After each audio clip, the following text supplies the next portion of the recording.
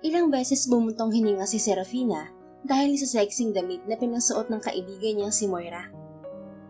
Moira, bakit ba sobrang itim itong damit ko? At saka ang nipis-nipis pa. Kita pang likod ko. May maitatago pa ba ako nito? Reklamo niya. Serafina, kailangan mo magsuot ng ganyang damit. Given na maganda ka. Pero kung ang damit mo naman mamaya ay parang manang, may papansin kaya sa'yo? Alalahanin mong ginagawa mo ang bagay nito upang maipagamot sa ibang bansa ang inaanak mo.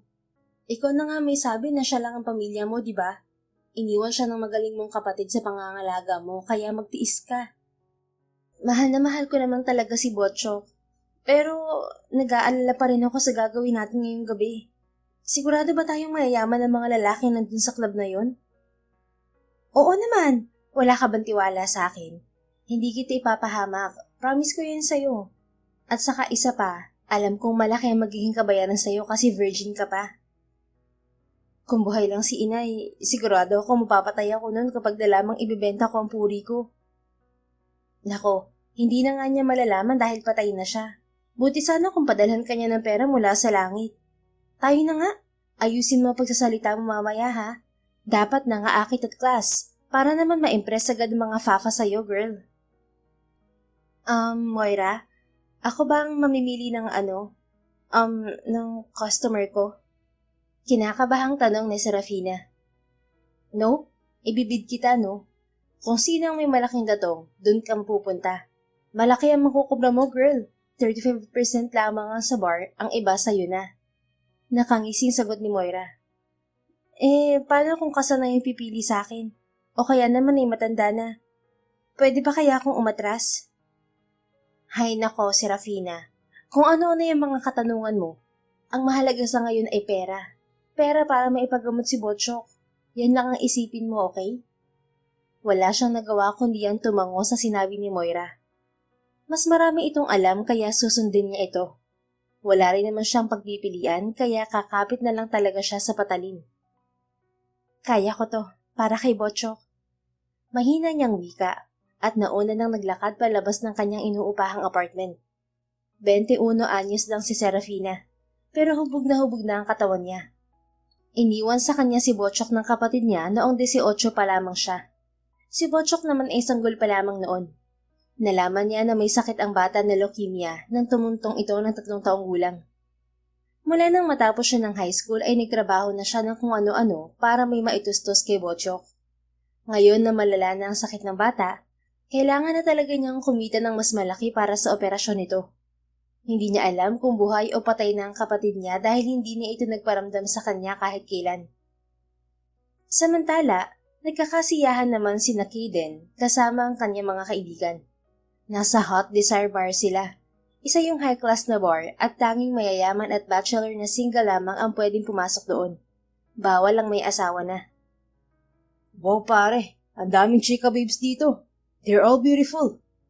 Bulalas ni Kaden habang tinititigan ang mga babaeng sexy at magaganda sa paligid ng bar. Tama ka dyan pare. Lahat ng mga babae nandito ay walang itulak kabigin. They're all worth your money. Sabi ni Sian, isa sa kaibigan ni Kaden. God, gusto ko silang hawakan. Can we invite them here? Mamaya na pare. It's Saturday night kaya sigurado ako may pabiding ngayon. Hintayin na lang natin. Mas enjoy kapag nasa bidding tayo. Sigurado pating special at mga baguhan ng mga binibid nila at hindi mga basta-basta lang na babae. Mukhang gusto ko yung ideya na yan ah. Nakangiting wika ni Kaden. Bigla tuloy siyang nakaramdam ng excitement. I told you. Kaya uminom na muna tayo. Cheers! Sigaw ni Sian at sabay-sabay nga na itinaas ng magkakaibigan ng kanilang baso bago inisang lagok yun. Nang pumatak ang 10:00 ng gabi ay agad na nag-anunsyo ang MC sa gabing yun para sa gagawing bidding. Good evening sa lahat. Alam kong ito na ang hinihintay nyo, ang bidding of the night. Nako, ang exciting nito dahil 5 lang ang nasa list of bidding for tonight. Kaya ihanda nyo na ang inyong mga sarili para sa mga naggagandahan naming mga dilag. Palakpakan naman dyan! Anunsyo ng MC. Pare, ihanda nyo na mga pera nyo. 5 babae lang ang nasa bidding list ngayon. Excited pa naman ako makakuha ng isa. Nakangiting wika ni Sian sa mga kaibigan. Sana lang talaga may matipuan ako. Kahit gumastos ako ng malaki basta worth it ang mapupunta sa akin. Sabi ni Kaden. Lahat ng mga kaibigan niya ay napatitig sa kanya. Ano? Bakit kung makatingin kayo sa akin parang may kasalanan ako? Hindi ba't isa kang babaero? Marami kang babae. Bakit naghahanap ka pa ng iba? Gusto mong may madagdag sa koleksyon mo? Kahit di ka naman magbayad, maraming babaeng willing magpakama sa'yo. Tanong ni Bruno. They're just my fling. At saka gusto ko lang talagang sumubok ng bago ngayon. I want to challenge myself too. Lalo na't may pabid na mangyayari. Tingnan natin kung may makakatalo sa akin pagdating sa pera. Challenge lang pala to sa'yo. Basta tandaan mo to, Kaden. Always use protection para hindi magkalat ang lahi mo. Paalala ni Rio. Hindi ko yan nakakalimutan, bro. Nakangising pahayag ni Kaden. 3 babae na ang naipapabid, ngunit wala man lang nagustuhan si Kaden. Mabuti pa si Rio at Sian, natipuhan ng mga ito ang mga ibinid kanina.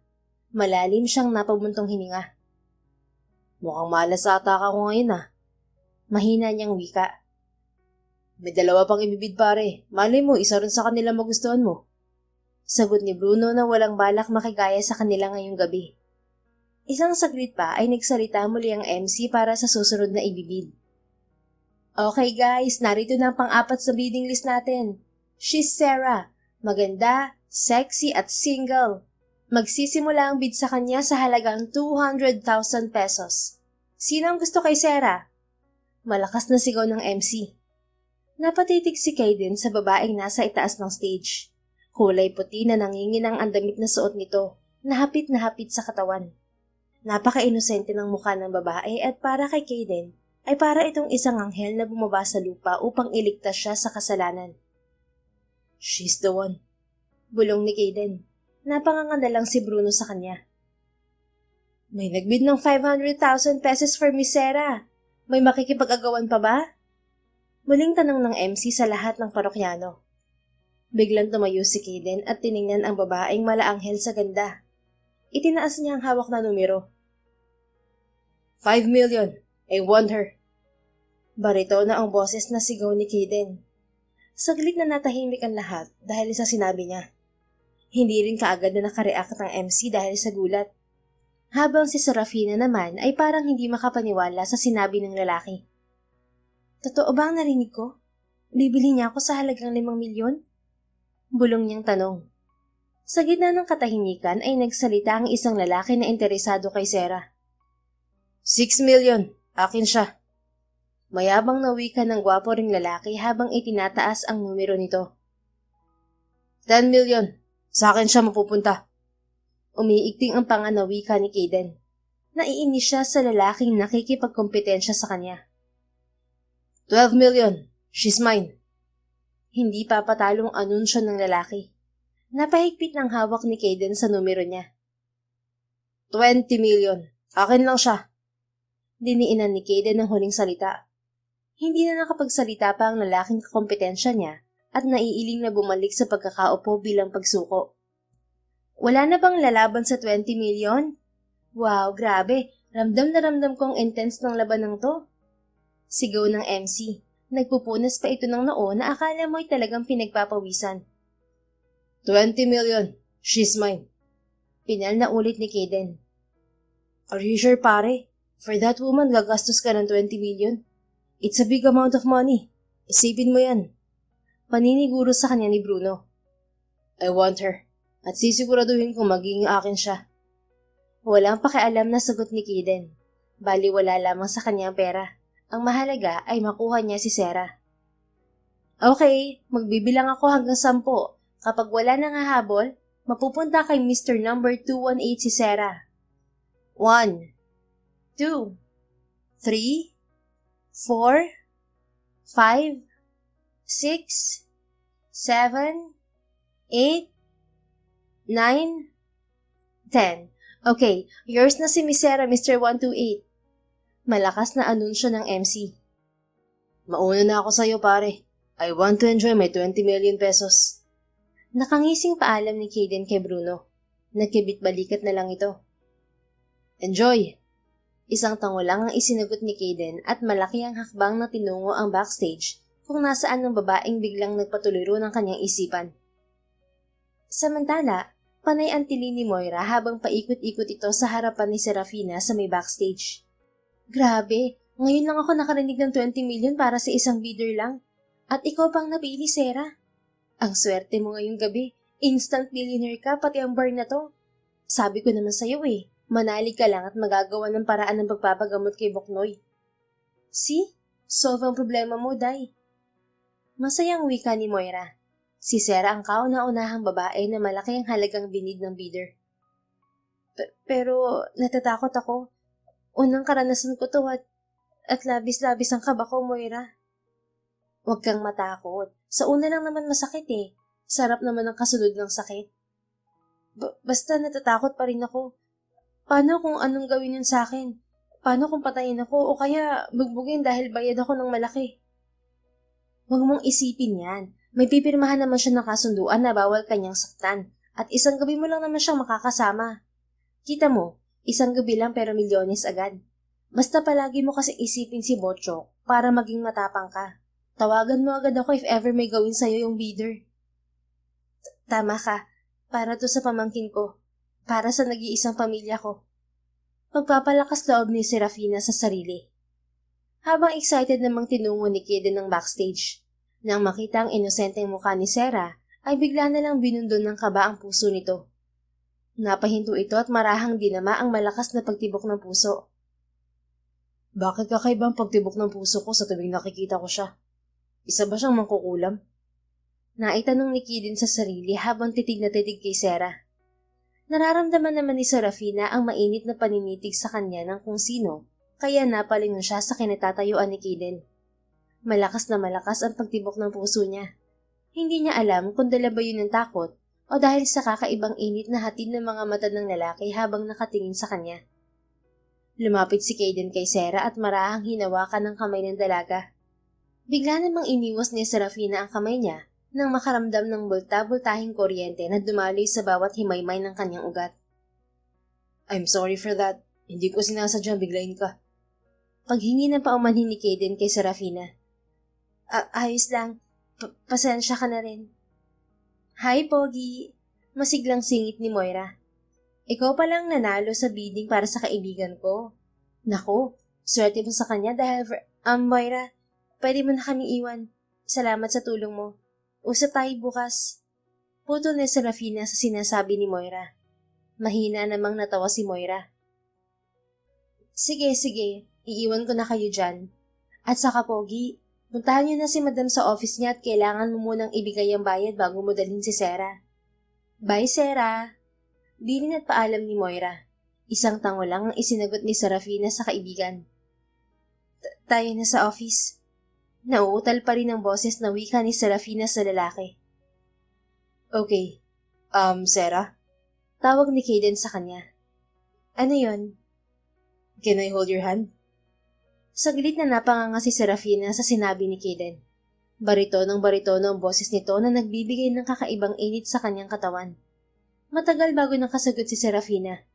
Nang rumihistro sa utak niya na ito ang lalaking nakabili sa kanya, ay walang pag-aalinlangan tumango si Serafina. Pwede mo namang hawakan ang kamay ko. Heto Inabot pa niya ang kamay kay Kaden. Malapad na napangiti si Kaden. Thanks. By the way, you can call me Cade, Sarah. Sige. Ikinagagala kitang makilala, Cade. Bakit ang ganda pakinggan ng pangalan ko kapag ikaw ang nagsabi? Huwag mo na akong bulahin. Sa'yo naman ako buong gabi. Let's see kung isang gabi ka nga lang ba sa akin. Bulong ni Kaden. May sinasabi ka, Sir Cade? Ha? Wala naman. Cade na lang, wag na sir. Okay. Kala ko may sinasabi ka Hindi na umimik pa si Serafina hanggang sa makarating sila sa labas ng pinto ng opisina ng may-ari ng Hot Desire Bar. Isang beses na kumatok si Kaden bago sila pinapasok. Oh sir, ikaw pala nagbid ng 20 million pesos para sa aming bagong reyna na si Sarah. Congrats! Nakangiting wika ni Madam Sheena kay Kaden. Yeah, nandito ako para bayaran na ang 20 million. At may request din sana ako. Seryosong wika ni Kaden kay Madam Sheena. Tiningnan ni Madam Sheena si Sarah sabay ngisi. Sure. Swerte mo sa aking bagong reyna, mister. I'm Cade. So, can I have my request? Oo naman. Ano bang request mo, Cade? 2 araw at 2 gabi na magiging akin si Misera. Pwede ba? Saglit na natigilan si Madam Sheena at muling tiningnan si Sarah. Habang si Serafina naman ay mas dumoble ang kabang nararamdaman. Kailangan niya ang pera bukas upang maprocess na ang papeles for transfer ni Botchok papuntang ibang bansa para sa pagpapagamot nito at transplant. Pero kung 2 araw siya kasama ng lalaki, baka matagalan ang proseso ng paglilipat ng kanyang pamangkin. Mahalaga sa kanila ni Botchok ang bawat oras at araw. Sir Cade, 1 gabi lang naman po ang usapan, hindi ba? Kinakabahang tanong ni Sarah sa lalaki. Tiningnan siya ni Caden. Miss Sarah, hindi ko sasayangin ang 20 million ko para lang sa 1 gabi. Nagustuhan kita at gusto kong sulitin ng pera. Nakaramdam ng hiya si Serafina at nagbaba ng tingin. Kung sa bagay, malaki nga naman ang ibinayad nito para lang paligayahin niya. At makakatulong ang perang ibabayad nito para sa kanyang pamangkin. Pumayag ka na, Sarah. Ibibigay ko sa iyo ang 15 million. Malaki rin naman ang 5 million na mapupunta rito sa barko. Hindi ka nalugi. Gwapo pa tong makakasama mo. Pumayag na si Madam Sheena, Sarah. Sagot mo na lang ang hinihintay ko. Sige, pumapayag na ako. Pero kailangan ko ang pera bukas. May babayaran kasi ako. Walang problema sa akin yun. Ibibigay ko bukas sa iyo ang 15 million. May kinuha si Caden sa suot na suit. Isa yung tseke. Mabilis nito yung sinulatan ng 5 milyong piso at ibinigay kay Madam Sheena. Thanks. Nakangiti na pasasalamat ni Madam Sheena kay Caden. Pagkatapos ay pinapirma ang binata sa isang agreement na wala itong gagawin kahit anong pananakit o pang-aabuso sa dalaga. Tanging pagbibigay aliw lamang ang sakop ng serbisyo ni Sarah rito. Aalis na kami, Madam Sheena. Magandang gabi. Paalam na ni Caden sa may-ari ng bar. Isang tango lang naman ang isinagot ni Madam Sheena sa kanila. Hinubad ni Caden ang suot nitong suit at isinuot yun kay Serafina. Medyo nagulat ang dalaga sa ginawa nito. You're almost naked kaya kailangan mong takpan ang katawan mo. Isabay baka lamigin ka. Paliwanag agad ni Caden sa dalagang medyo nahihiya at naiilang pa. Hindi ba't yun naman ang gusto ng mga kalalakihan?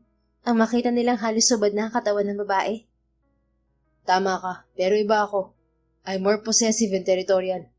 Ayokong pagpestahan ng ibang kalalakihan na pagmamayari ko. Seryoso at umiikting ang panga ng wika ni Caden.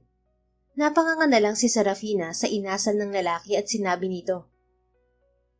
Tahimik ang dalawa habang nasa biyahe. Halo-halong emosyon ang nararamdaman ni Serafina. Wala pa siyang karanasan at may kakaibang init ang lumukob sa kanya nang mahawakan ni Caden. Saan tayo pupunta? Lakas loob na tanong ni Serafina. Saglit na tiningnan ni Caden ang dalaga. Sa kondo ko. Kondo? Hindi ba tayo sa hotel? Hindi ba ganun kayong mga lalaki? Sa isang hotel dinadala kayo mga babae kapag gusto nyong Don't act like an innocent woman, Sarah. At saka ikaw pa lang ang babaeng dadalhin ko sa aking kondo. Aha? Hindi na sumagot pa si Caden at mas lalo lang binilisan ng pagmamaneho. Hanggang sa makarating sila sa kondo ng binata. Mabilis ang bawat galaw ni Caden. Kanina pa nito pinipigil ang angkinin ang mga labi ni Sarah. Grabeng kontrol ang ginawa nito. Pumasok ka na sa loob, ihanda mo na ang sarili mo. Mukhang magiging mahabang labanan to. Wika ni Caden na may nagbabagang mga mata. Sunod-sunod namang napalunong si Serafina. Pero pwede naman siguro magpahinga?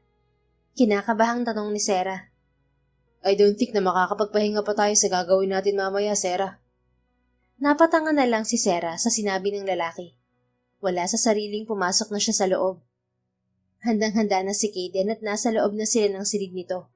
Pinagmamasdan nitong mabuti ang mukha ni Sarah. Maamo ang mukha ng dalaga at talagang inosente kung pagmamasdan. Pero dahil sa bar nito nakuha si Sarah, ay agad na isip ni Caden na hindi na inosente pa ang dalaga. Alam mo bang napakaganda mo, Sarah? Salamat. At akin ka lang, Sarah. Akin ka ng 2 araw. Oo, sayo lang ako, Cade. Sayong-sayo. Nang sabihin yun ni Serafina, ay agad na umalpas ang pagtitimpi ni Cade at mabilis na sinakop ang labi ni Serafina. Dahil sa wala pang experience, ay nakangangalang si Serafina habang hinahalikan siya ni Kaden. "Kiss me back, Sarah." Humihingal na utos ni Kaden sa kanya. Tumango lang siya. Nang halikan siya ulit ni Kaden ay ginaya niya ang bawat galaw nito, kaya naman nakakasabay na siya sa galaw ng labi ni Kaden. At ngayon lang niya napagtanto kung gaano kasarap sa pakiramdam ang isang halik. Habang lumalalim ang halikan nila, ay isa-isa ring nahubad ang bawat saplot ng kanilang katawan. Hanggang sa mas nag-aalab pa ang pagdanasa nila sa isa't isa. Naisuko rin sa wakas ni Sarah ang kanyang pagkababae kay Kaden. Hindi lang isang beses na tinupok ng apoy ang kanilang mga katawang lupa dahil paulit-ulit nilang narating ang langit. Madaling araw na ngunit hindi pa rin makatulog si Kaden. Iniisip pa rin niya ang nangyari sa kanila ni Sarah. Mahimbing na natutulog si Sarah sa kanyang tabi habang marahan niyang hinahaplos ang buhok nito. "God, hindi ko alam na virgin ka pa pala. Hindi mo lang ako nagdahan-dahan ng pasukin kita kanina. I thought you're not a virgin anymore dahil sa isa kang bar nagtatrabaho. Mukhang hindi rin naging sayang ang 20 million ko sa'yo, Sarah." Wika ni Kaden sa natutulog na dalaga. 3 beses niyang inangkin si Sarah. Kung hindi lang nakatulog ang dalaga pagkatapos ng pangatlong round, ay baka nasundan pa iyon. "Mag-uusap tayo bukas, love. I will make sure na magiging akin ka. Kahit patriplehin ko ang bayad ko sa'yo, magiging akin ka lang." Hinalikan muna ni Kaden ang noo at labi ni Sarah bago niya ipinikit ang mga mata at niyakap ng mahigpit si Sarah. Kinaumagahan, napabalikwa si Serafina ng bangon nang marinig ang ringtone ng kanyang cellphone. Agad niya yung inabot kahit na nga ba wala man lang siyang ni isang saplot sa katawan. "Hello, Moira? Bakit napatawag ka?" Tanong ni Serafina kay Moira. "Sarah, kailangan mo na magpunta dito sa ospital. Mas lumala ang kumbulsyon ng pamangkin mo kanina. Kailangan niya na talaga ng transplant." May pag-aalala sa boses na wika ni Moira. "Okay, sige. Pupunta na ako ngayon sa ospital. Kakausapin ko yung doktor ni Botchok at yung foundation na rin." "Mas mabuti pa nga. Bilisan mo ah." "Oo, ikaw na muna bahala kay Botchok ah. Alagaan mo siyang mabuti." "Ako pa ba? Sige na, bye." Marahas na nagpabuntong hininga si Serafina at tiningnan ng kaliwang bahagi ng kama. Wala nang tao roon. "Nasaan na kayang lalaking yun?" Tanong ni Serafina. Nagbihis na kaagad siya matapos niyang maligo. Medyo masakit pa ang gitna niya at ang kanyang katawan. Pero pinagwalang bahala niya na lang yun. "Kailangan ko na ng pera ngayon. Ay nako." Inis niyang wika. Ngunit natigilan siya nang makita ang tseke sa ibabaw ng mesa. May kasama rin yung note. "Good morning, love.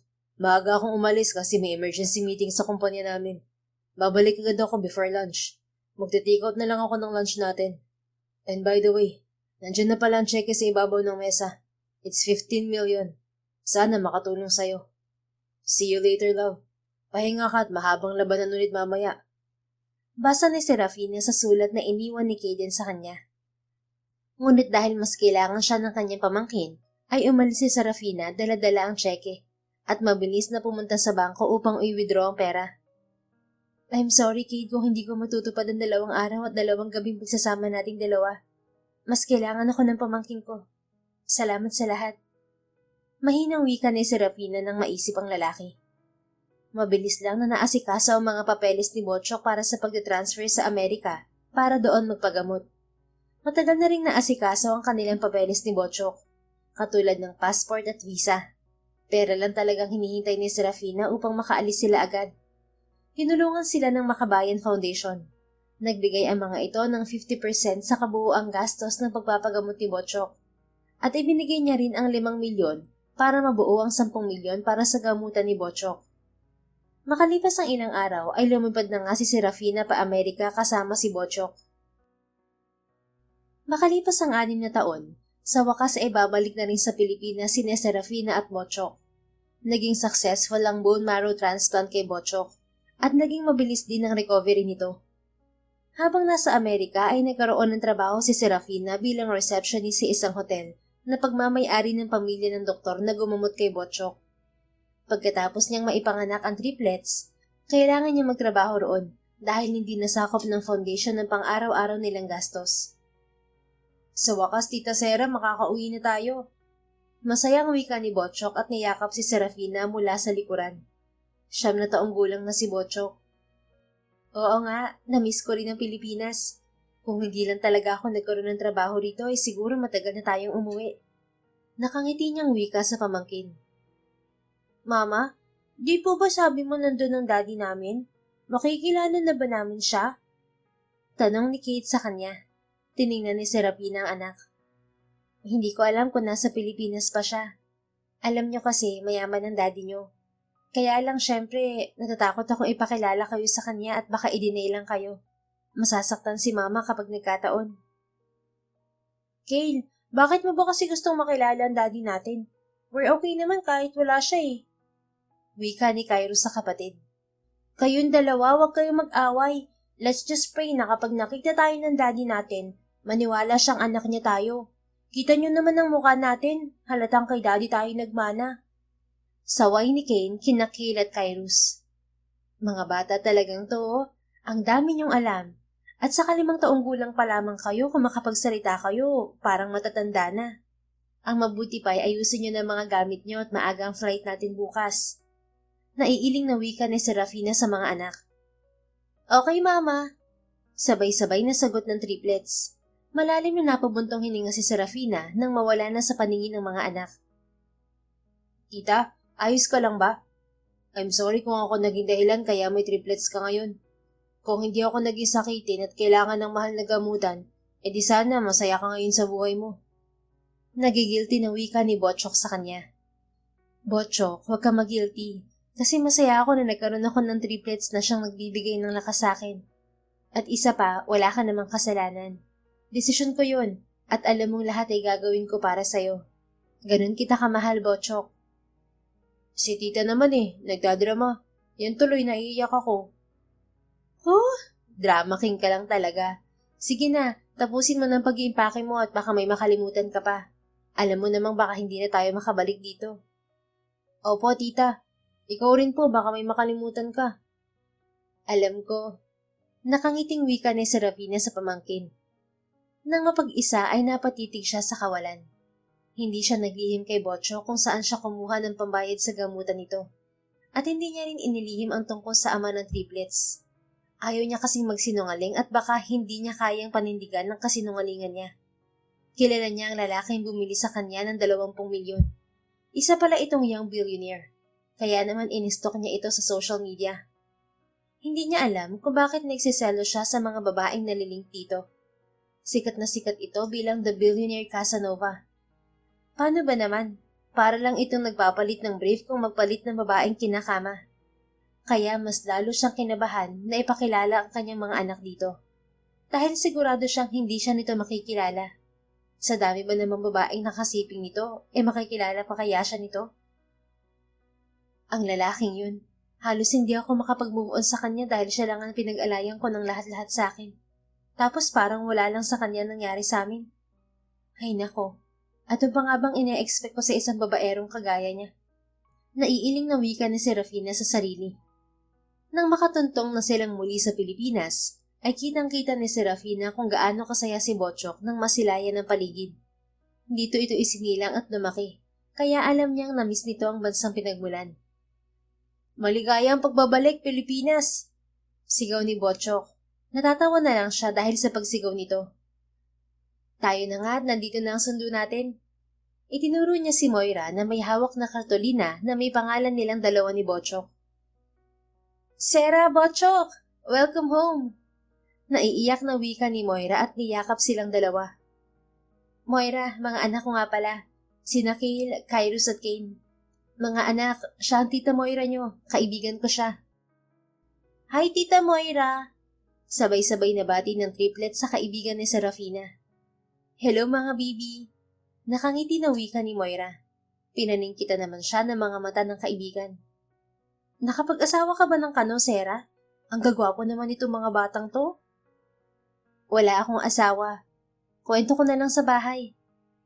O siya, tara. Umarkila na ako ng jeep na sasakyan natin. Pasensya na, jeep lang. Ang mahal kasi ng taxi Tapos hindi pa tayo magkakasya. Salamat, Moira. Ayos lang. Namiss ko rin sumakay ng jeep para rin ma-experience ng mga anak ko ang buhay Pinas. Nako, nag-i-English yung mga anak mo? Baka naman dugoy ng ilong ko niyan. Hindi, marunong yan magsalita ng Tagalog. Siyempre, isa silang Pilipino at dapat pinagmamalaki natin ang wika natin. Tama ka dyan, Sarah.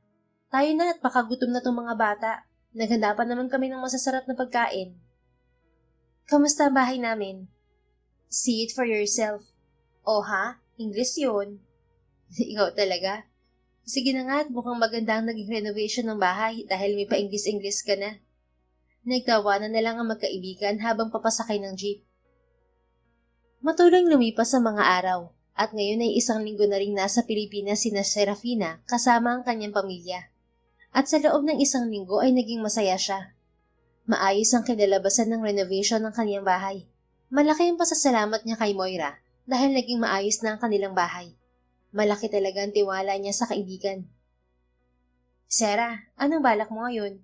Maghahanap ka ba ng trabaho? Tanong ni Moira sa kanya. Wala akong balak magtrabaho. Ang gusto ko ay kumuha ng pwesto at magtayo na lang ako ng sarili kong negosyo. Kahit maliit lang, at least sarili ko. At saka mag-aaral na rin si Bochok at ang triplets. Kaya kukunin sana kitang business partner sa negosyong itatayo ko. Talaga, Sarah? Naku, sa wakas makakaalis na rin ako sa bar. Hulog ko talaga ng langit. Kahit na nga ba binugaw kita noon sa bar ay hindi ka pa rin nagalit sa akin. Moira, tinulungan mo akong makahanap ng pera noon. Kita mo nga't maayos ng pamangkin ko. At utang na loob ko yun sa'yo. Ang sabihin mo, utang na loob mo yun sa gandang taglay mo. Ikaw talaga. Mag-iisip muna ako ng magandang negosyo na itatayo natin. Ayaw ko namang magpadalos-dalos ng desisyon eh. Oo nga, mas maiging pag-isipan mo ng mabuti ang negosyong itatayo mo. Sama ka nga pala mamaya sa amin. Pupunta kami sa mall. Ipapasyal ko lang ang mga bata. Ay, oo ba? Sige na't ihahanda ko muna ang susuotin kong damit. Excited na wika ni Moira at mabilis na lumabas ng kanyang bahay. Habang si Serafina ay pinagbihis na ang mga anak at si Bochok. Mahaba na ang 1 linggong pahinga nila at ngayon naman ay ipapasyal niya ang mga bata. Sa kabilang banda naman ay katatapos ng makipagtalik ni Gaden sa isa sa mga babaeng nagkakandara pa sa kanya. At katulad pa rin ng dati, hindi pa rin siya nilalabasan. Kaya ang nangyari ay nabuliwan at pinaalis na lang niya ang babaeng katalik. Pumunta na siya sa doktor at nagpa-check up sa kalagayan niya. Ngunit ang sabi niya sa kanya ay psychological effect lang daw ang nararamdaman niya. Ang utak niya raw ang nagkokontrol kung bakit hindi siya nilalabasan sa ibang babae. Si Sarah kasi ang lagi niyang iniisip at si Sarah din ang hinahanap ng kanyang katawan. Kaya ang babae ang tanging gamot sa nararanasan niya ngayon. Damn it! Ano bang nangyayari sa akin? Simula nang maangkin ko si Sarah ay para bang siya na ang naging sentro ng pagkalalaki ko. Damn it! Damn it! Patuloy na pagmumura ni Kaden. Paano ko ba mahahanap ang babaeng yun? Iniwan niya na lang ako bigla at hindi na bumalik. Akala ko kaya ko siyang kalimutan kapag naghanap ako ng iba. Lumipas na lang ang 6 na taon pero hanggang ngayon ay hindi pa rin mawala sa isipan ni Kaden si Sarah. Magkikita pa kaya kaming dalawa? May asawa na kaya siya? Aagawin ko siya sa asawa niya kapag nakita kami. Mukhang siya lang ang magiging gamot sa sakit kong to. Inis na sigaw ni Kaden bago tumayo at nag-shower. Pagkatapos mag-shower ay agad na nagbihis si Kaden ng damit. Papalabas na siya ng kanyang kondo nang tumunog ang kanyang cellphone. Agad niya itong sinagot nang mabasa ang pangalan ng ina sa screen. Yes, Mom. Bungad niya sa ina sa kabilang linya. Hi, son. Are you free? Malambing ang boses na tanong ni Crystal Waman sa kanyang anak. I am. May lakad ba kayo at hindi ka sinamahan ni Dad kaya akong tinawagan mo? Kilalang kilala mo talaga ako, anak. And you're right. Gusto kong samahan mo ako mag-shopping. Can you go with me, iho? Kailan ba ako tumanggi sa inyo? Tell me where you are and I'm gonna pick you up. That's my son.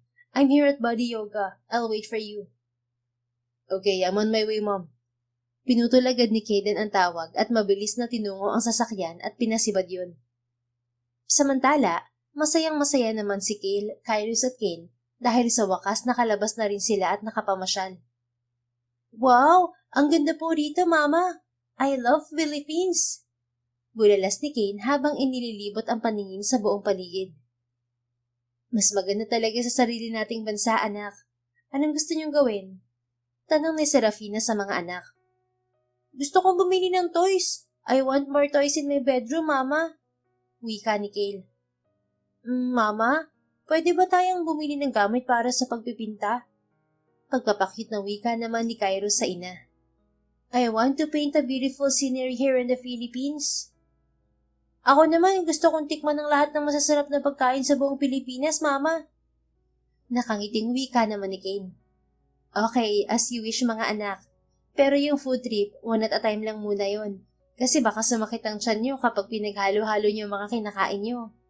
Para sa food trip, magpaplano ako para dyan, okay? Yes, Mama!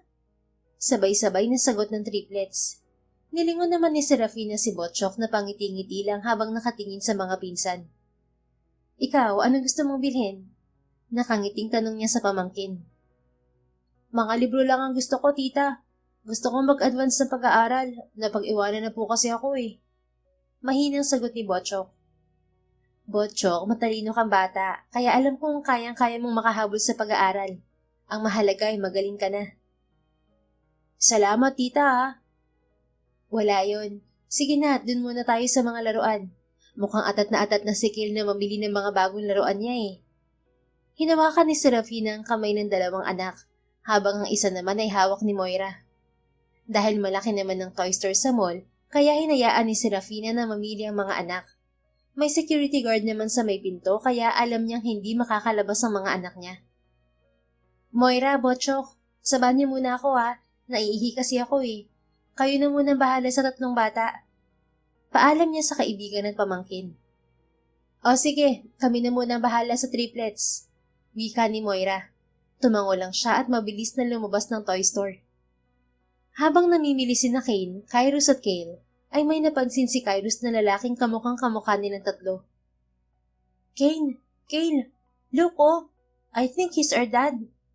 Mahinang bulong ni Kairos sa mga kapatid. Where? Tanong ni Kale. Over there oh, may hawak siyang teddy bear. Tara, puntahan natin. Sagot ni Kairos. Kairos, baka hindi yan ang daddy natin. Baka mapahiya lang tayo. Wika naman ni Kane. Kane, look at his face oh. Kamukha niyang dalawa ni Kale. It means kamukha ko rin siya. At siya na nga ang daddy natin. Fine, tayo na. Basta ikaw ang magtatanong ah. Alam mo namang mahiyain ako eh. Nakangusong sabi ni Kale. Oo na, ako na magtatanong. Tara na. Pinuntahan na nga ni Kale, Kairos at Kane ang lalaking may hawak na teddy bear. Habang si Kaden naman ay namimili rin ng ireregalo para sa anak ng kaibigan niya. Kinuha kasi siyang ninong ni Bruno. Tumino ng isang yun simula ng magmahal at ngayon ay may sarili ng pamilya. Iho, how about this one? Magandang pangregalo ba to para sa apo ng kumare ko? Hay nako, kung ikaw na lang sanang nagbigay ng apo sa akin, edi sana namimili ako ngayon ng mga laruan para sa apo ko.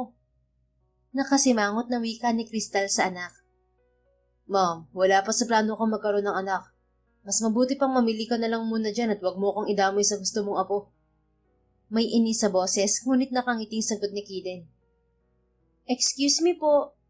Wika ni Kairos habang nakatingala sa lalaking kamukha ng mga ito. Napatitig naman si Kiden sa tatlong batang magkakamuka. Bigla siyang binundol ng kaba. Kamukha niya kasi ang tatlong batang nasa harapan niya. Para siyang bumalik sa kabataan habang nakatitig sa mga ito. Yes? Nauutal na sagot ni Kiden. Ikaw po ba ang daddy namin? Ha? Hindi makapaniwalang sangit niya. Kairos, bingi ba siya? Bulong na tanong ni Kane sa kapatid. Shh! Manahimik ka nga. Baka ina-observe pa niya tayo. Saway naman ni Kale kay Kane. Anong sabi mo, kid?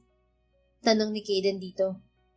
Ang sabi ko po ay kung kayo po ba ang daddy namin. Kasi po, look oh, we have the same face. So daddy po namin kayo. Most parents look like their child, di ba po? That's why we come here to ask you and to make sure po. Tanong ulit ni Kairos kay Kiden. Biglang napaisip si Kiden. Wala siyang matandaang may nakaniig siya na babae na hindi siya gumamit ng proteksyon. Dahil lahat ng babaeng nakaniig niya ay sinisigurado niyang safe siya. hanggang sa biglang maalala niya si Sarah. Damn it. Mahina niyang mura. Minumura niyo po ba kami? That's bad. Galit na tanong ni Kale sa kanya. Nahimasmasan naman si Kaden at tiningnan ang tatlong batang nasa harapan niya. No, I mean, hindi kayo minumura ko. I'm just shocked. Pwede bang umupo tayo rin at mag-usap ng maayos? May pakiusap sa boses na tanong niya sa tatlong bata. Okay, dun tayo para malaman po namin kung ikaw ba talaga ang dad naming tatlo. Tayo na, Kale and Kane. Wika ni Cairo sa mga kapatid. Ilang sandali pang napatulala si Kaden sa tatlong bata. Tinawag niya ang ina upang samahan siyang tanungin kung sino ang ina ng triplets na yon. Umupo sila sa isang mahabang bench malapit sa toys area. Mom, look at them. Kamukha ko sila, hindi ba? Mahinang tanong ni Kaden sa ina habang pareho nilang sinusuri ang triplets.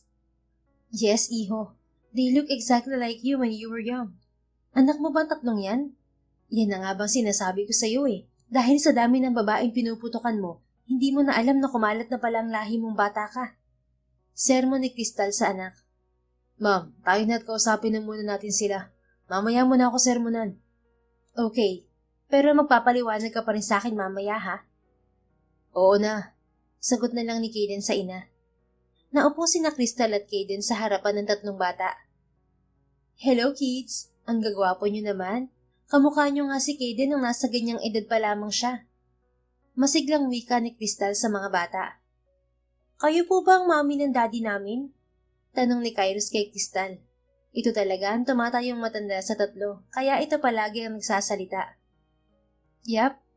So, pwede ba namin kayong tanongin tungkol sa ina ninyo? At kung bakit tinawag niyong daddy ang anak ko? Nagkatinginan ang triplets at si Kairos muli ang sumagot sa tanong ni Crystal. Gusto po muna naming makilala kayo bago namin sagutin ang tanong nyo. Such a brilliant kids. I like you na agad mga kids. Masayang sabi ni Crystal sabay tiningnan ng anak na nakatitig lang sa triplets. Ikaw na magpakilala at kailangan na maging anak mo sila. Ngayon pa lang gusto ko na sila bilang mga apo ko.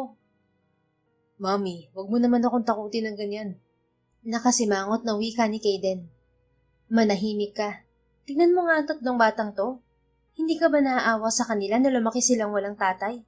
Halata na sabik sila sa ama. At sila pa mismo humanap sa iyo, Kaden. Nakakahiya ka. Natahimik si Kaden at muling binalingan ang tatlong batang kamukha niya. Kids, I'm Kaden. Or you can call me Daddy Kid. And this is my mom, Crystal. Kayo, anong pangalan niyo? At saka pwede niyo bang sabihin ang name ng mama niyo sa amin? Mahinaong tanong ni Kaden sa mga bata. Ako po si Kairos. Itong nasa kanan ko ay si Kale at ang nasa kaliwa ko ay si Kane. Ang pangalan ng mami namin ay Serafina, but our tita Moira call her Sarah. Inosenteng sagot ni Kairos kay Kaden. Sa narinig ay biglang lumakas ang tahip ng dibdib ni Kaden nang marinig ang pangalang Sarah. Ito ang babaeng hindi mawala-wala sa isipan niya. At sigurado rin siyang ito lamang ang babaeng nakaniig niya na hindi siya gumamit ng proteksyon. Ang ibig sabihin ay anak nga niya ang mga batang nasa harapan niya. Kaden, ano na? Anak mo ba mga batang... My goodness! Kairos, Kane, Kale! Pinag-alala niyo ako. Akala ko nawala na kayo. Hindi natapos ni Crystal ang sasabihin nang biglang may tumawag sa mga pangalan ng triplets. Halos umiyak na si Serafina dahil sa labis na kabang nararamdaman. Akala niya kasi ay nawala ng mga anak niya. Mabuti na lang at inikot muna nila ang loob ng toy store. Mama, sorry po kung pinag-alala ka namin. Nakita po kasi namin si daddy namin eh. Mahinang sabi ni Kale sa ina. Napatanga naman si Serafina sa sinabi ng anak. Ano? Nakita niyo ang daddy niyo? Opo, ayan po siya oh, si Daddy Cade. Itinuro pa ni Kairos kung saan nakaupo si Kaden. Mabilis na nilingon ni Serafina ang lalaki na nakaupo kaharap ng mga anak. At halos himatayin siya nang magtama ang mga mata nila ng lalaking una at huling umangkin sa kanya. Cade? Mahina niyang sambit sa pangalan ng lalaki. Kitang-kita ni Serafina ang matitiim nitong titig sa kanya, kaya naman sunod-sunod siyang napalunok. Sarah, ikaw nga. Tanging nasabi ni Kaden. Hanggang ngayon ay hindi pa rin ito makapaniwalang makikita ang babae na matagal na nitong gustong makita At ang hindi nito inaasahan ay ang magkakaroon sila ng mga anak. Labis-labis ang saya ng binata dahilan kaya nais na agad nitong iuwi sa bahay ang mag-iina. Mama, siya po ba ang daddy namin? Pasag ni Gail sa katahimikang bumabalot kina Kaden at Serafina. Isang pilit ng ngiti ang ibinigay ni Serafina sa mga anak. Ang pinakaayaw niya sa lahat ay ang magsinungaling sa mga bata. Tumikim muna siya upang mawala ang bara sa kanyang lalamunan. Mga anak, oo, siya ang daddy niyong tatlo. Pagtatapat niya sa mga anak. Sabi ko na nga ba eh. Malakas na sigaw ni Kairos. Yay! May daddy na tayo! Sigaw naman ni Kane. Happy family na tayo ngayon! Masaya namang sabi ni Kane. Mga anak, pwede bang dito muna kayo kay Granny Crystal? May wika sana ni Kaden, ngunit hindi siya pinatapos ng ina sa pagsasalita. Anong Granny Crystal ang pinagsasasabi mo, Kaden? It's Mamita. Kids, call me Mamita, okay? Yes, Mamita! Sabay-sabay na masayang sagot ng triplets. Mom, kayo na po muna bahala sa mga anak ko. I want to talk with Sarah first. Seryosong bili ni Kaden sa ina. No problem, iho. At isa pa mga apo ko sila. God, ito na ang matagal kong inaantay. And look at me now. May 3 na pala akong apo na kigagwapo. Let's go, Sarah. Mag-usap muna tayo. Maotoridad ang boses ni Kaden kaya tumangon na lang si Sarah. Botchok, Moira, dito na muna kayo. Usap lang kami. Paalam ni Sarah sa mga kasama. Sige tita, hintayin ka na lang namin dito. Wika ni Botchok. Kami na ang bahala sa mga bata. Please lang siguraduhin yung usap lang ang gagawin nyo ha. Baka mamaya magulat na lang kami may quadruplets na kayo pagbalik nyo. Biro ni Moira kay Serafina. Pinamulahan tuloy siya ng muka. Pwede bang manahimik ka na lang? Sige na aalis na kami. At tuluyan na nga lumabas ng toy store sina Kaden at Serafina. Sa isang cafe sa loob ng mall nag-usap ang dalawa. Matagal na tinitigan ni Kaden si Serafina bago nagsalita. Gusto kong malaman kung bakit mo ako iniwan ng araw na yun, Sarah. Hindi ba't ang usapan natin ay 2 araw at 2 gabi tayong magkasama? Nang sabihin mo sa akin na kailangan mo ng pera, inihanda ako ng cheque ko. Pagdating ko sa kondo, wala ka na. Umalis ka na lang bigla. Pera ko lang bang kailangan mo? May inis sa boses na tanong ni Kaden kay Serafina. Nagbaba naman ang tingin si Serafina dahil nahihiya siya sa ginawa niya kay Kaden noon. Sa totoo lang, oo, pera talaga ang kailangan ko ng mga panahong yun, Kaden. Kaya nga napilitan akong ipabid at ibenta ang puli ko dahil sa pera. Unang beses ko yun kaya kabadong-kabado ako. Hindi ko rin naman gustong umalis ng araw na yun sa kondo mo eh. Tumutupad ako sa usapan. Kaya lang tumawag si Moira at kailangan na ng pamangking kong madala sa Amerika upang maipagamot. Leukemia ang sakit niya at mahal ang gamutan. Sabi ng mga doktor niya, mas mapapabilis ang gamutan kung sa ibang bansa siya magpapagamot. Kailangan na rin niya ng bone marrow transplant. Kaya pinili kong umalis at kunin ang perang ibinayad mo. I'm sorry kung hindi ko man lang nagawang magpaalam sa'yo. Litong-lito ako ng mga oras na yun at kabadong-kabado para sa kaligtasan ng pamangking ko. Mahabang paliwanag ni Serafina kay Kaden. Sana man lang hinanap mo ako upang sabihin na magkakaanak na tayong 2. Sana nasa tabi mo ako ng mga panahong yun. Hindi ka sana nag-iisa. Paano ko sasabihin sa'yo, Kaden? Una, litong-lito pa ako nang malaman kong buntis ako at nasa kalagitnaan pa ng pagpapagamot ang pamangkin ko. At saka isa pa, parati ko nakikita sa social media na kung sino-sinong babae ang kasama mo. Ang kinakama mo. Kaya nawalan ako ng lakas ng loob na sabihin sa'yo. Kasi natatakot akong hindi mo tanggapin o kailalanin ng mga anak ko. Ayoko silang masaktan. Natatakot din akong husgahan ng mga tao. At baka kami ang maging dahilan ng pagkasira ng pangalan mo. Ayokong mangyari yun. Kaya mas pinili mong itago sila sa akin? Ganun ba, Sarah? Ginawa ko lang naman kung ano sa tingin ko makakabuti sa atin at sa mga anak ko. Anak ko rin sila at gusto ko silang kunin. Ha? Hindi pwede, Kaden. Bakit hindi? Mga anak ko rin sila. At isa pa, mas kaya ko silang buhayin. At isasama rin kita sa bahay ko. Ano? Bakit isasama mo ko sa bahay mo? Hindi tayo kasalat. May utang ka pa sa akin, Sarah. Putol nito sa sinasabi niya. Remember, isang gabi lang tayong nagsama. May 2 araw at isang gabi ka pang utang sa akin. At dahil utang yun, kaya may interes na. Kaya kailangan bayaran mo ako sa loob ng 6 na taon. Namilog ang mga mata ni Serafina dahil sa sinabi ni Kaden. Anong interes ang sinasabi mo? Wala yun sa usapan. Inis na pagtutol niya sa sinabi ng lalaki. Mamimili ka lang naman eh. Ang makasama ang mga anak natin at mabayaran mo pa ang interes ng utang mo. O ang hindi ako bayaran at ilalayo ko sa iyo mga anak natin. Mamili ka na. Sumandig si Kaden sa kinauupuan nito at mataman siyang tintigan. Kahit inis na inis si Serafina, ay wala siyang magagawa. Makapangyarihan at mayaman si Kaden. Kayang-kaya nitong kunin ang mga anak nila. At tama rin ito, may utang pa nga siya sa lalaki. Kaya lang, sobra-sobrang interes naman ang pinatong nito. Mas malala pa sa 5-6. Malalim na bumuntong hininga si Serafina at tiningnan sa mga mata si Kaden. Oo na, panalo ka na. Inis niyang sabi sa lalaki. Malapad na napangiti si Kaden sa narinig. Sa wakas magkakaroon na rin ng silbi ang alaga nito. Mukhang si Serafina lang talagang inaantay nito. Isa pa, biro lang naman nito yung interest. Gusto lang nitong takutin si Serafina upang hindi na makapalagpa. Good decision, Sarah. Ngayon mismo kayo maglilipat ng mga bata. Don't worry dahil iuutos ko na lang ang mga gamit nyo. Hindi mo na kailangan mapagod pa. Huwag mo nga masyadong ipamukha sa akin ang yaman mo. Naiirita ako. Pero pwede ko namang ipagmayabang ang alaga ko sa'yo, di ba? It's been 6 years, Sarah. I misses you so much. Namula ang mukha ni Serafina dahil sa sinabi ni Kaden. Kade, shut up. Saway niya sa lalaki na tinawanan lang naman siya. Katulad nga ng sabi ni Kaden, nang araw ring yun ay lumipat na nga ang mag-iina sa bahay niya. Masayang-masaya naman si Crystal sa naging desisyon ni Serafina na sa bahay ng anak tumira.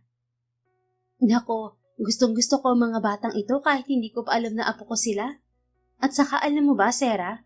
Gusto rin kita para sa anak ko.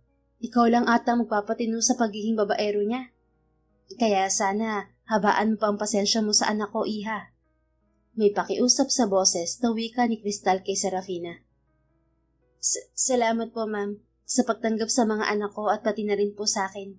Pero wala po kami relasyon ng anak niyo. Anong ma'am? Mommy. Tawagin mo akong mommy. Aha, nakakahiya naman po. Katulad nga ng sabi ko, wala po kaming relasyon ng anak niyo. Tanging ang mga bata lang po ang koneksyon naming dalawa. Iha, alam mo ba na ang hilaw na manggay na hihinog ng kusa sa puno niya? Makahulog ang sabi ni Crystal kay Serafina. Ano po ang ibig niyong sabihin? Kilala ko ang anak ko, at sa nakikita ko sa inyong dalawa, alam kong may future kayo. Mami, tinatakot mo naman si Sarah. Hayaan niyo po muna kaming dalawa tungkol sa bagay na yan. Sabat ni Kaden sa usapan ng ina at Serafina. Noon pa man ay attracted na ito kay Sarah. Si Sarah lang ang nakakuha ng atensyon ni Kaden. Ito lang din ang kauna-unahang babaeng inangkin nito sa kondo nito at gusto nitong balik-balikan. Si Sarah lang din ang babaeng matapos nitong angkinin ay hindi na ito nilabasan pa sa ibang babae at gusto ni Kaden makilala pa ang babae ng lubusan. Oh, I'm sorry anak. Sinasabi ko lang naman kay Sarah na gusto ko siya for you. Nangingiting wika ni Crystal sa anak. Napangiti naman si Kaden sa sinabi ng ina. I'm glad you like her. Sige na po, Mami. Gusto ko munang magpahinga si Sarah. Alam kong pagod pa siya. Pupuntahan ko rin ang mga anak ko at mukhang hinihintay nila ako para makipaglaro. Pinapaalis mo na ba ako sa lagi na to, iho? I want to be with my grandchildren too. Isusumbong kita sa daddy mo. You're like a kid, Mom. How about bukas na lang kayo ni Dad bumalik dito? Kailangan ko ng oras para sa mga anak ko at kay Sarah, of course. Napangiti naman si Crystal nang pamulahan ng mukha si Serafina. Tumingkayad ito at bumulong sa tenga ng anak. You like her, don't you? Usisa ni Crystal sa anak. Yeah, you're right. Gusto ko siyang ligawan. And please, Mom, don't pull a trick. Kilala ko kayo. Hayaan mong pasagutin ko siya sa sarili kong paraan. That's my son. I'm so proud of you. Sige na't aalis na ako. Papahatid na lang ako sa driver mo. Bye, son. Bye, iha. Paalam na ni Crystal sa dalawa. Binalingan naman ni Kaden si Serafina. Halika na, ihahatid na kita sa silid ko. Aya na ni Kaden sa kanya. Nanlaki naman ang mga mata niya nang marinig ang sinabi ni Kaden. Silid mo? Sa isang silid lang tayo matutulog? Yup, hindi ba't may utang ka pa sa akin? With interest, remember? Baka naman pwedeng hindi tayo sa iisang silid magsama. Hindi naman tayo magkasintahan. Nope, hindi ako papayag. Kaya tayo na. Magpahinga ka muna at makikipaglaro lang ako sa mga anak ko. I miss them at gusto kong bumawi sa kanila. Nahabag naman ang puso ni Serafina dahil sa sinabi ni Kaden. Thank you, kid. Sinserong pasasalamat niya sa lalaki. Thank you for what? Wala naman akong ginawang maganda sa'yo Hinawakan ni Serafina ang kamay ni Kaden. Marami kang ginawa sa akin, Kade. Nang piliin mo ko ng gabing yun sa bidding, binigyan mo na ako ng pag-asa. Pag-asang maipapagamot ko ng pamangkin ko. Dinugtungan mo ang buhay niya. Sa gabing yun din ay naging isa akong ganap na babae. Ikaw lang ang tanging lalaking nagpadama sa akin ng ganun. At salamat dahil hindi ka nagdalawang isip na tanggapin ng mga anak natin. Kahit na nga ba wala akong dalang DNA test result na anak mo nga ang triplets. At salamat din dahil tinanggap mo ako. Kahit na nga ba, isa lang akong babaeng ibinenta ang puri kapalit ng pera. Isa akong madaming babae, Kade. At hindi ako karapat-dapat sa isang katulad mo. Hindi tayo bagay. Ang dami nating hindi pagkakapareho. Mas bagay ka sa katulad mong mayaman at edukado. Sarah, ano ba ang sinasabi mo? Sino nagsabi na hindi ka karapat-dapat sa akin? Sino nagsabing marumi ka? At kahit wala kang dalang DNA test result, alam kong anak ko ang triplets. Dahil sa'yo lang ako hindi gumamit ng proteksyon. At saka Serafina, hindi naman talaga tayo bagay Kita mo na? Sumang-ayon ka rin sa sinabi ko. Shh! Patapusin mo muna kasi ako. Hindi tayo bagay kasi tao tayo. Tao tayong dalawa na para sa isa't isa. Alam kong parang isang kidlat ang lahat dahil sa bilis ng pangyayari. Pero pwede naman natin kilalanin ng isa't isa, hindi ba? Tama ka. Mabilis nga ang lahat para sa ating dalawa, Kid. Sa akin, ayos lang na makilala natin ng isa't isa. Pero paano ka? Kapag natali ka sa akin at sa mga anak natin, ang ibig sabihin nun ay magtitino ka na. Ako lang ang magiging babae sa buhay mo at bawal ka na makipag-fling sa iba. Kasi sa tingin ko, hindi ka mabubuhay kung hindi papalit-palit ang ikakama mong mga baba. Hindi na naituloy pa ni Serafina ang sasabihin niya dahil bigla na lang siyang hinalikan ni Kaden sa mga labi. Ikaw lang ay sapat na sa akin, Sarah. Kahit ilang babae pang nakahubad sa harapan ko, hindi ko pa rin sila papansinin. Alam mo ba kung bakit? Bakit? Kasi sa'yo lang ako nilalabasan at sa'yo lang ako tinamaan.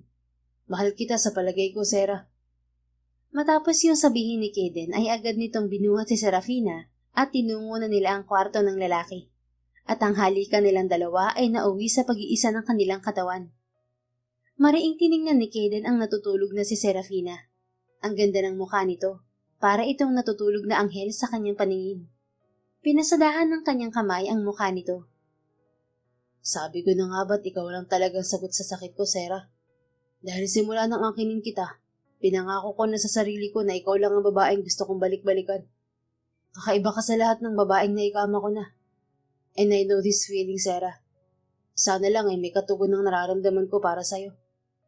Bulong ni Kaden sa natutulog na babae. Hinalikan niya muna ito sa noo bago umalis ng silid upang puntahan ng kanilang mga anak na dinig niyang masayang nagsisigawan at naglalaro sa isang silid na gagawin na nilang playroom mula ngayon.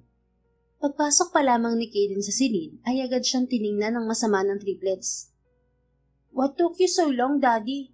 Inis at bagot na tanong ni Kale sa ama. I'm sorry, kids. Kailangan ko pa kasing patulugin ng mama niyo She's tired and she needs to sleep.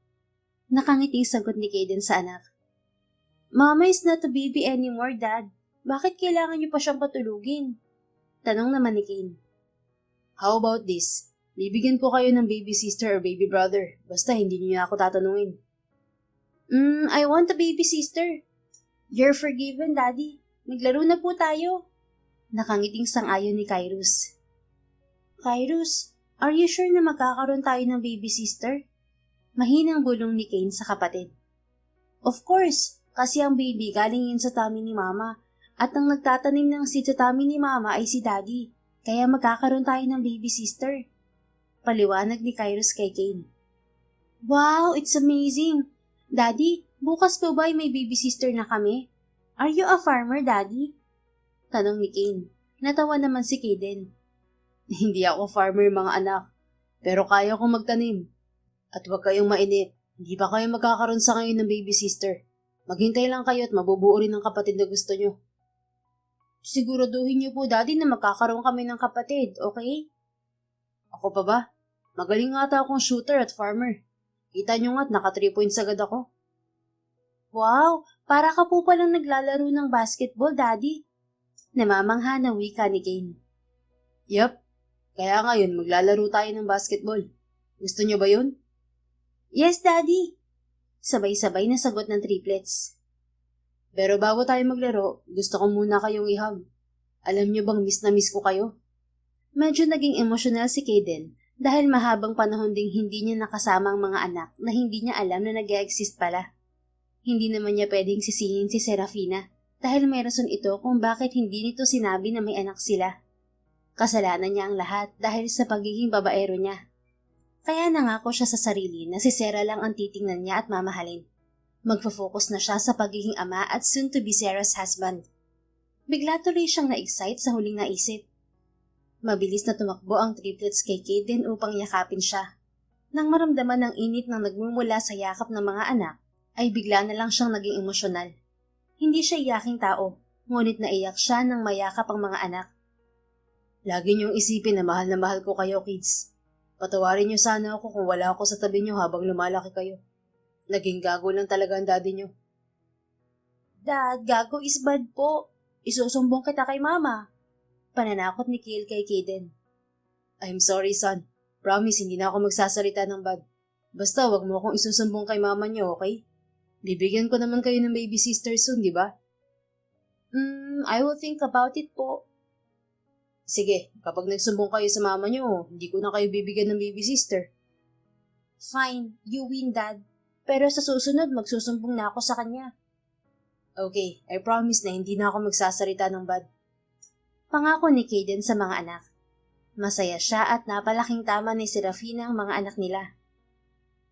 Let's play basketball na. Yaya na ni Kaden sa mga anak upang hindi na nito maalala ang sinabi kanina. Mukhang masama pa namang magalit si Serafina. May kasabihan nga na ang tahimik parang dragon kung magalit. Mabilis na lumipas sa mga araw at masaya naman si Serafina at ang triplets habang kasama nila si Kaden. Habang si Botchok ay masaya rin para sa kanila. Kaya lang, napapansin ni Kaden na naiilang at umiiwas si Botchok sa kanya.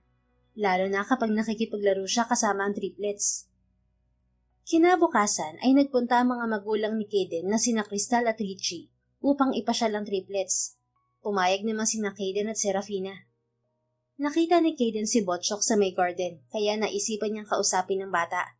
Kumuha muna siya ng soft drinks bago nilapitan si Botchok. Here, wika ni Kaden sabay bigay ng soft drinks kay Botchok. Salamat, sir. Nauutal na wika ni Botchok sabay abot ng lata ng soft drinks. Sir, wag mo akong tawaging sir. You can call me Tito if you want. Or much better if Daddy na lang din. Ano sa tingin mo? Nakangiting tanong ni Kaden kay Botchok. Nahihiya siyang tiningnan ni Botchok. Nakakahiya po, sir. Hindi mo naman po ako anak para tawagin kitang Dad. Botchok, hindi naman kailangan maging kadugo mo ako para ituring mo akong tatay. Pero kung ayaw mo talaga akong tawagin Daddy dahil naiilang ka, tawagin mo na lang akong uncle or tito. Turing mo ako bilang kapamilya mo, okay? Maraming salamat po at tanggap niyo ako. Wala naman pong tinatago si tita sa akin kaya alam ko nangyari sa inyong dalawa. Sana hindi mo siya pandirihan dahil sa ginawa niya. Of course, hindi ako nandidiri sa tita mo. She's beautiful. Para siyang isang anghel sa paningin ko. Kaya alam kong wala na akong mahahanap na katulad niya. Mahal mo po ba si Tita Sarah? Yes, I love her. Siguro minahal ko na siya unang kita ko pa lang sa kanya. Hindi ko lang talaga alam kasi isa akong babaero noon. Kaliwat kanan ng mga babae ko. Kaya siguro ang akalang paghangang nararamdaman ko sa kanya, pagmamahal na pala yun. Salamat naman at mahal mo po si Tita, Tito. Masaya po ako para sa inyo. Buong kabataan po niya umikot na lang sa akin, tapos dumating pa ang triplets kaya lalo na niyang hindi na-enjoy yung pagiging dalaga niya. Napangiti si Kaden sa itinawag sa kanya ni Botchok at sa mga sinabi nito. Kaya lalo siyang napamahal kay Sarah dahil sa pagiging mapagmahal nitong kapatid at ina. Thank you, Botchok. Bakit naman po kayo nagpapasalamat sa akin? Kung hindi kasi dahil sa'yo, hindi ko makikilala si Sarah. Kaya ngayong nasa poder na kita, sisiguraduhin kong mababantayan ang kalusugan mo. Ayaw kong mag-alala si Sarah sa'yo. Ayaw mo rin yun, hindi ba? Opo naman po. Siya na lang ang pamilyang meron ako. Huwag mo sabihin yan. Nandito na ako. Ang mga anak ko at ang mga magulang ko. Kami ay pamilya mo na ngayon, okay? Kaya mula ngayon, ituring mo na kami ni Mommy at Daddy na kapamilya mo. They also love you. Dahil sa labis na saya ay tumayo si Botchok at niyakap si Kaden. Maraming salamat po, Tito. Salamat sa pagtanggap niyo rin sa akin. Ikaw lang ang pamilya ng babaeng mahal ko. At lahat ng mahal at mahalaga sa kanya ay tatanggapin ko ng buong puso. Kaya simula ngayon, huwag kang lumayo kapag naglalaro kami ng triplets. Sumali ka parati sa amin. Pamilya tayo. Yan ang lagi mong tatandaan, okay? Samantala, pinahid ni Serafina ang luhang kamawala sa kanyang mga mata. Hindi niya akalain na ganun kabait at mapagmahal si Kaden, na kahit ng kaisa-isang pamilya niya ay tinanggap nito ng buong puso. Kaya mas lalo siyang humanga at nahulog ang puso para sa binata. Hindi rin niya akalain na mahal siya ni Kaden. Mahal na mahal din kita, Kaden. At salamat dahil napakabuti mong tao. Bulong ni Serafina sa sarili habang nakamasid sa dalawa. Pinahid niya ang luha at pumasok sa bahay para ipagluto ang dalawa at ang triplets ng merienda. Mabilis na lumipas ang isang buwan. Nasa poder pa rin ni Kaden ang mag-iina kasama si Botchok. Sa loob ng isang buwan ay nililigawan niya si Serafina at maganda naman ang kinalabasan ng kanyang panliligaw. Dahil mahal na rin siya nito na labis niyang ikinasaya. Natutulog na ang mga bata at nag-aayos na rin sila ni Serafina upang mahiga. Kate? Malamyos ang boses na tawag ni Serafina sa kanya. Yes, love. Sagot niya. Umakyat na rin siya sa kama at tinabihan ng babae. Napag-isip-isip ko kasi na gusto kong magtayo ng sarili kong negosyo kasama si Moira. Ayoko namang umasa na lang palagi sa'yo. Nahihiya ako lalo pat hindi mo naman kami kaobligasyon ni Botchok. Agad na napatingin si Kaden sa direksyon ni Serafina. Ano bang sinasabi mo? I already told you na mahal kita. At kahit hindi pa tayo kasal, obligasyon pa rin kita at si Botchok. Gusto kong tumayo bilang ama niya. Ayos lang naman sa akin eh. Kaya huwag kang mag-alala. Kung gusto mo magtayo ng negosyo, ayos lang din sa akin yan. Pero huwag mong isipin na hindi ko kayo obligasyon ng pamangkin mo. Magtayo ka ng negosyo dahil yun ang ikakasaya mo, okay? Dahil sa sayang nararamdaman ay niyakap ni Serafina si Kaden. Thank you so much. May mabuti kang puso, Kade. At hindi ako nagkamali na piliin at mahalin ka. Hinalikan ni Serafina sa labi si Kade. Mahal din naman kita. Ikaw lang ang bukod tanging babae na pagkatapos na may mangyari sa atin ay hindi na ako nilabasan pa sa ibang babae. Kakaiba ang hatak mong karisma, love. So, kung nilalabasan ka pa rin kahit hindi ako ang kaniig mo, hindi mo na ako hahanapin at hindi mo na rin ako kailangan? Ganun ba? Are you hearing yourself, love? Alam mo bang hinahabol-habol ako ng mga alaala mo bawat araw? Mabuti na lang talaga at matatalino ang triplets natin. They saw me and asked me if I'm their father because of our resemblance. Manang-manang nga talaga sila sa akin. Yabang ah. Totoo naman yun eh. Anyway, love, I want to ask you something. Matagal ko itong pinag-isipan at ngayon ay sigurado na ako. Ano yun, Kade? Sarah, I know na hindi pagmamahal ang naging dahilan kung bakit nabuo nating dalawa ang triplets. Hindi maganda ang una nating pagkikita dahil it's like a negotiation between the bid and the bidder. Pero na-realize ko na yun ang naging daan ng Diyos upang pagtagpuin tayong dalawa. And now, hindi ko na kayang mawalay pa sa'yo. Hindi ko na kayang mabuhay na wala sa tabi mo at ang mga anak natin. Kaya tatanungin kita, Sarah. Will you marry me? Madamdaming tanong ni Kaden kay Serafina. Tumulo ang luha sa mga mata ni Serafina dahil sa labis na tuwa. Hindi niya kasi akalain na may darating pang lalaki upang mahalin siya. Hindi na kasi siya umasa pa. Sunod-sunod siyang tumango kasabay ng pag-agos ng luha ng kaligayahan. Oo, Kade. I will marry you. Dahil sa naging sagot ni Serafina, ay agad siyang hinalikan ni Kaden sa labi. Parehong masaya ang kanilang puso. Maganda ang gising ni Serafina, ngunit napasimangot siya nang hindi makita ang mukha ni Kaden. Maagang umalis ang lalaki at dahil pagod siya sa ginawa nila, kaya tinanghali siya ng gising. Nag-ayos siya ng sarili at bumaba sa kusina. "Good morning, kids. Good morning, Botchok." Bati ni Serafina sa pamangkin at mga anak. "Morning, Mama!" Sabay-sabay na bati ng triplets. "Morning, Tita." "Manang, nag-almusal pa ba kanina si Kate bago umalis?" Marahang tanong niya sa kasambahay. "Naku, Iha, hindi na nakapag-almusal pa si Sir Kaden dahil nagmamadali yung umalis. May importante atang lakad." "Ah, ganun po ba?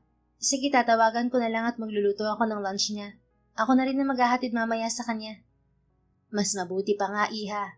Simula nang dumating ka ay maaga na rin umuwi si Sir at hindi na rin kabilaan ng mga babae niya. Ikaw lang pala magpapatino sa batang yun." "Gagawin ko po ang lahat upang makontento siya sa akin. Gabi-gabi ko siyang aakitin." Biro ni Serafina na siyang ikinatawa ng kasambahay. Katulad nga ng sinabi niya kanina ay pinagluto niya si Kaden ng lunch. Sinigang na bangus, adobong manok at beef steak ang niluto niyang ulam para sa lalaki. Naligo siya ulit at nag-ayos ng sarili. Gusto niyang maging maganda parati sa paningin ni Kaden. He was titled as one of the Casanova at medyo may takot sa puso niya. Pero nang mag-propose si Kaden sa kanya ay nawala lahat ng takot niya. Mahal siya nito at ramdam niya yun. Nagbago na ang isip niya at hindi na tinawagan si Kaden. Balak na lang niya itong sorpresahin sa office nito. Ipinarada muna ni Serafina ang kanyang kotse. Akmang lalabas na siya ng sasakyan nang matanaw niya si Kaden na papalabas ng building. At hindi ito nag-iisa. May isang magandang babae na nakahawak sa braso nito at panay pa ang bulungan ng dalawa. Parang pinira-piraso ang puso niya sa nakitang eksena. Mabilis na nanubig ang gilid ng kanyang mata. Huminga siya ng malalim. No, hindi magagawa ni Kaden na lokohin ako. Mahal niya ako at ang mga anak namin. Nagbago na siya. Hindi na siya isang babaero. Panay ang kumbinsi niya sa sarili. Nang sumakay ng sasakyan ang dalawa, ay tila may sariling isip ang mga kamay ni Serafina at sinundan ng dalawa. "Oh God, anong gagawin nila sa hotel?" Naitanong niya sa sarili. Hinamig niya ang sarili at sinundan pa rin ng dalawa. Miss, anong room number ng dalawang bagong dating na ngayon?" Tanong ni Serafina sa receptionist. Si Mr. Waman po ba?" "Yeah, siya nga." "Bakit po? May kailangan po kayo sa kanya?" "Oo, pinapahatid niya kasi tong lunchbox niya eh. Hindi ko na kasi nahabol." "Ganun po ba, ma'am? Nasa 10th floor po siya, room 1069. "Thank you, miss." Mabilis na pumasok si Serafina sa elevator at nanginginig ang kamay na pinindot ang 10th floor. "Kumalma ka, Sera. Kalma lang. Ikaw pa rin naman ang may karapatan kay Kate kasi may singsing siyang nilagay sa kamay mo. He promised you. May anak rin kayong dalawa. Think positive, Sera. Think positive." Pagpapakalma ni Serafina sa kanyang sarili. Ngunit kahit anong gawin niya ay kumukulo pa rin talaga ang kanyang dugo sa isiping may ginagawang milagro ang dalawa sa loob ng hotel room. Sa wakas ay dumating na rin siya sa 10th floor at hinanap ang room 1069. Favorite position siguro ng gagong yun ng 69. Bakit hindi niya gawin sa akin yun?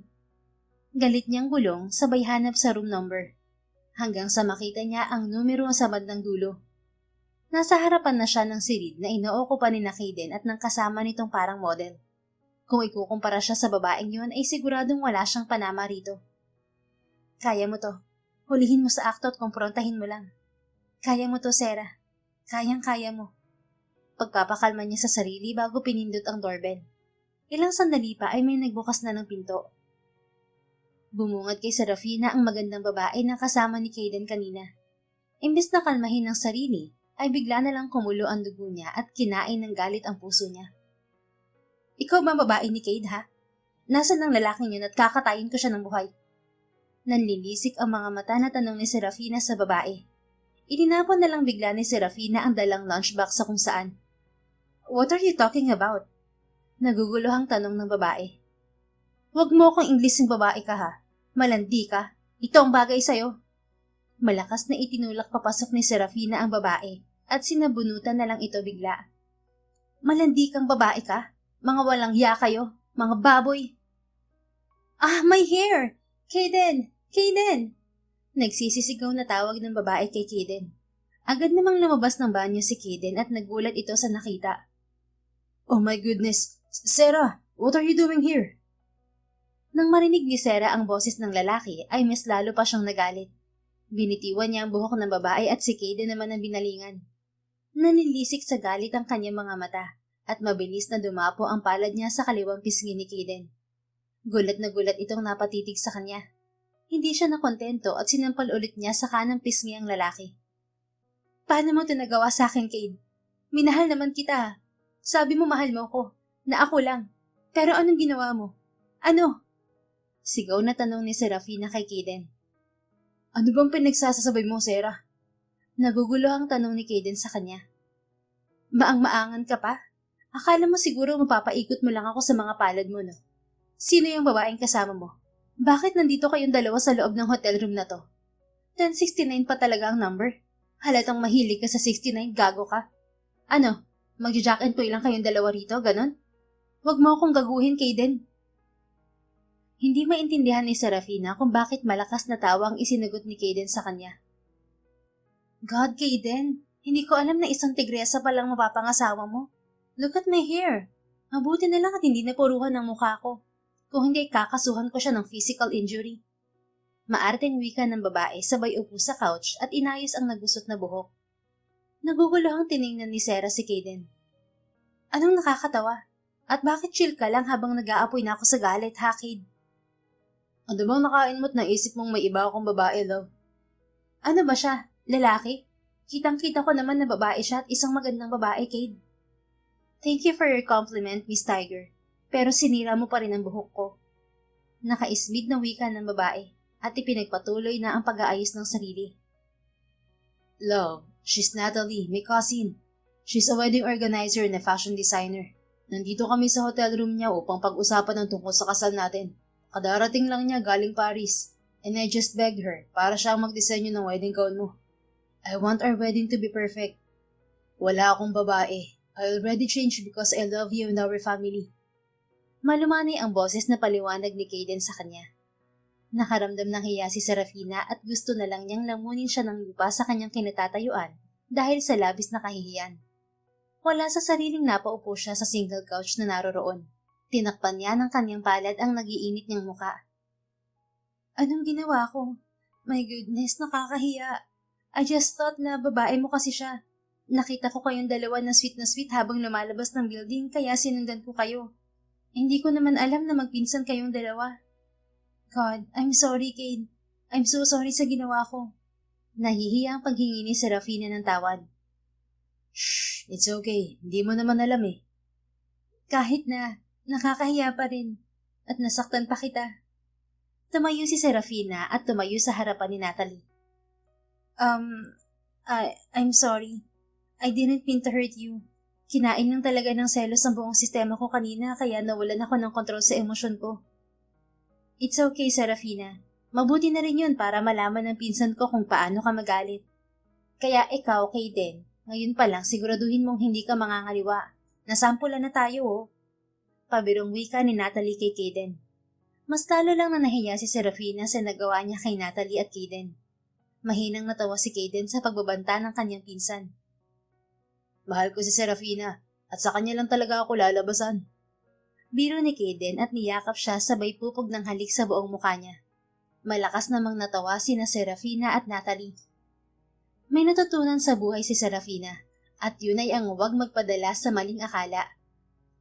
Makalipas nga ang 3 buwang preparasyon ay kinasal sina Kaden at Serafina. Sa isang yate sila ikinasal at tanging malalapit na kamag-anak at kaibigan lamang ang imbitado sa kasal. Sa isang isla naman ginanap ang reception ng kasal ng dalawa. Parehong puno ng pagmamahal ang bawat puso nila sa kanilang pag-iisang dibdib. Sa wakas ay nabigyan na rin ng kompletong pamilya ang triplets nila, kasama si Botchok. Mabilis na lumipas ang panahon at ngayon nga ay 10 taon ng kasal sina Kaden at Serafina. Nadagdagan na rin ng 2 supling ang kanilang triplets at puro naman babae ang sumunod, sina Fiona at Fia. Habang si Botchok naman ay tuluyan ng inampon ng mag-asawang Kaden at Serafina. Ayaw na sana ni Botchok dahil nahihiya ito sa kanilang mag-asawa. Ngunit mapilit si Kaden. Ipinakita nito ang totoong pagmamahal para sa pamangkin niya. At masaya sila na sa wakas ay naging opisyal na parte na rin si Botchok ng pamilya nila. Ito na ngayon si Kian Ignacio Waman. Ang kaibigan naman ni Sarah na si Moira ay matagal nang umalis sa trabaho nito sa bar.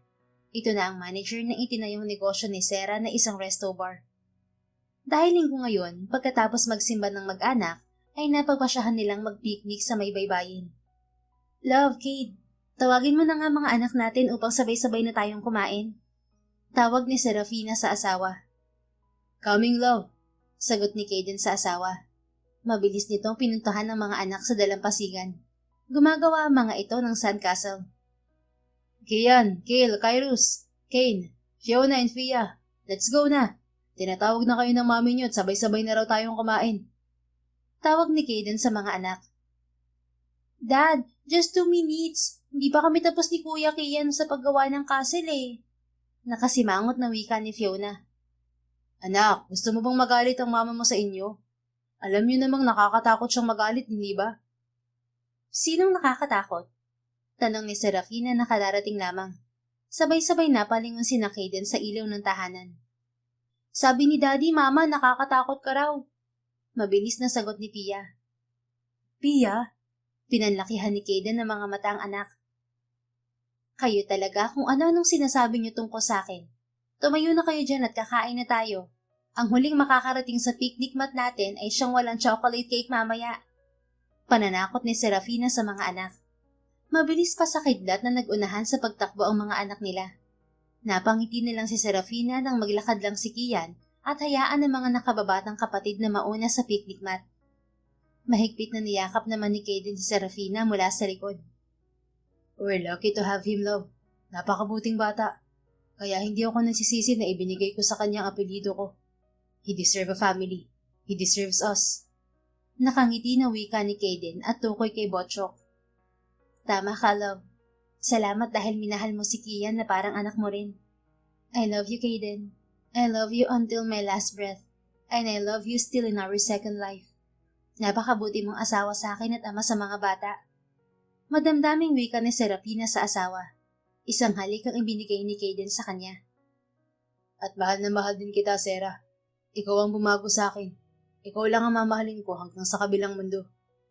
Pahayag ni Caden muli at naglapat ng kanilang labi. Mama, Daddy, tama na po yung kaswitan niyo. Nakakadiri na po. Sigaw ni Kyrus na ikinatawa lang ng mag-asawa. Manang-mana talaga ito sa tatay nito na maloko at palabiro. Hindi man perpekto ang kanilang pamilya, pero masaya naman sila. Lalo na at nakikita nila ang kanilang mga anak na lumalaki na isang mabuting tao at puno ng pagmamahal at respeto. Yun lang ay sapat na sa kanila.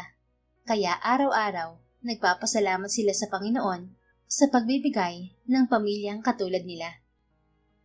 The End.